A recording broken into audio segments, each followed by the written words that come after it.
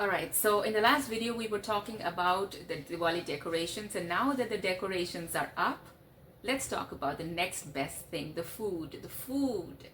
Well, of course, no festival is complete without a lot of food. Not just a little food, but a lot of food. Like one diya would do, but a little food is not going to work. So let's plan the food properly and well in advance.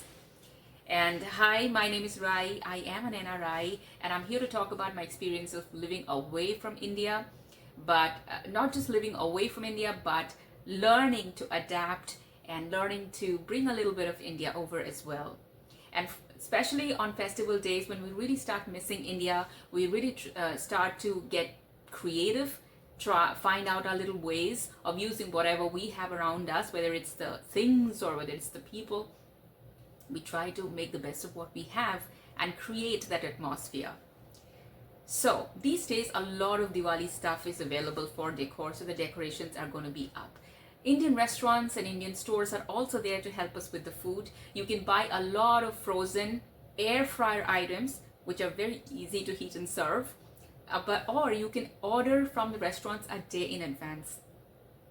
I say a day in advance because I've seen, whether you are in India or US or anywhere in the world, Indian restaurants do not sell the best quality food on festival days. It could be the rush, it could be the lack of manpower at different places, whatever the situation may be.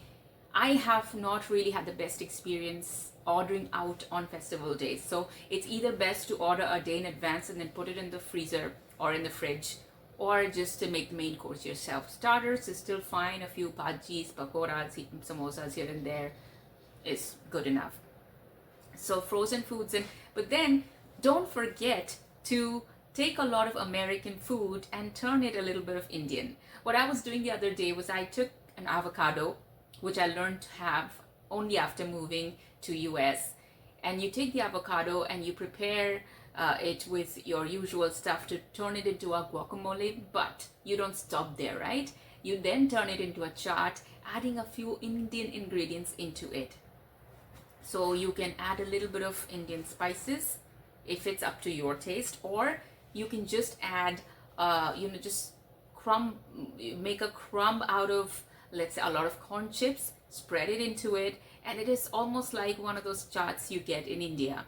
I kid you not, the corn chips, even from Walmart, works wonderfully with a guacamole if you put it right into it, and then you mix it up a little bit, not too much so that it doesn't get soggy, just the top layer, just dip them a little bit so that when somebody takes a spoonful out of that, they get that crunch along with the buttery softness of the avocado. And you can likewise do the same with different types of things. You can do your Indian sloppy joes and all of that. So food is not just about the food itself. The food is a lot to do with presentation of the food. So sometimes you can just lay out a platter of things for people to keep munching on, and then you can put a few marigold flowers, a few diyas, candles, this, that around it to give it a little bit of a Diwali flavor. Also these days, Diwali disposable cutlery and plates and cups of Diwali, aesthetic is now available.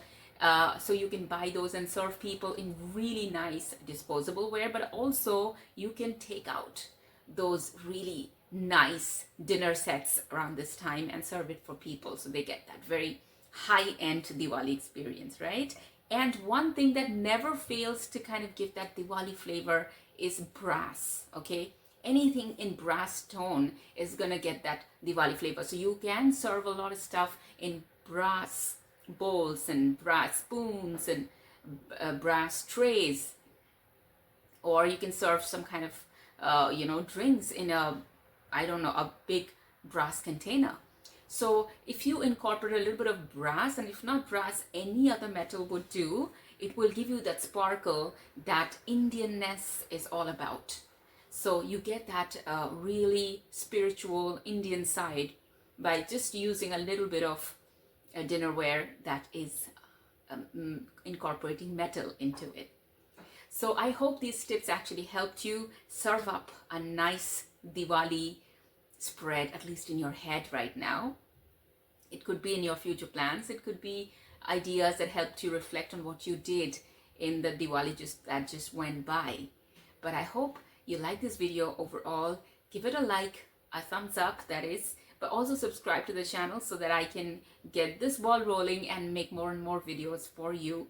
And now that we have the decor up and the food ready, we're going to talk about just one last thing, and that is the drinks. Well, you can always have like a whole container ready from before of chai or any other drink, right? Now, if you add a little bit of pudina in your drink, a little bit of mint in your drink, that makes it slightly Indian. If you add a little bit of mango into your drink in whatever way you can, that makes it a little bit Indian. And you can add a little bit of spices in the drinks, and that makes it Indian. So also you can have your lemon chai, the kind that is served in train station, by just having some hajmola in the house, and for every cup of chai just stir a hajmola into it, and that makes it a very nice lemon tea. I mean, obviously with green tea and lemon drops. So you can do that. But one thing you can do for hot items is that instead of starting to prepare your tea when all the guests are already in, you prepare your tea, and you keep sort of the tea hot pot ready, like a big flask or something like that, so that when guests actually arrive, you don't have to run around and make tea. And then, once you make your tea, your kitchen is not going to look the same. And then there is the cleanup process. You can eliminate all of that and also serve up drinks. But you can totally go the American way, just keep a cooler and put a lot of canned drinks into it and just be done with. But you can decorate the cooler in a way that kind of give it the sparks of Diwali. Decorations can turn everything into Diwali, okay? So even when I'm talking about food, I'm talking about that. So that is going to be a very good and easy factor to turn everything into Diwali.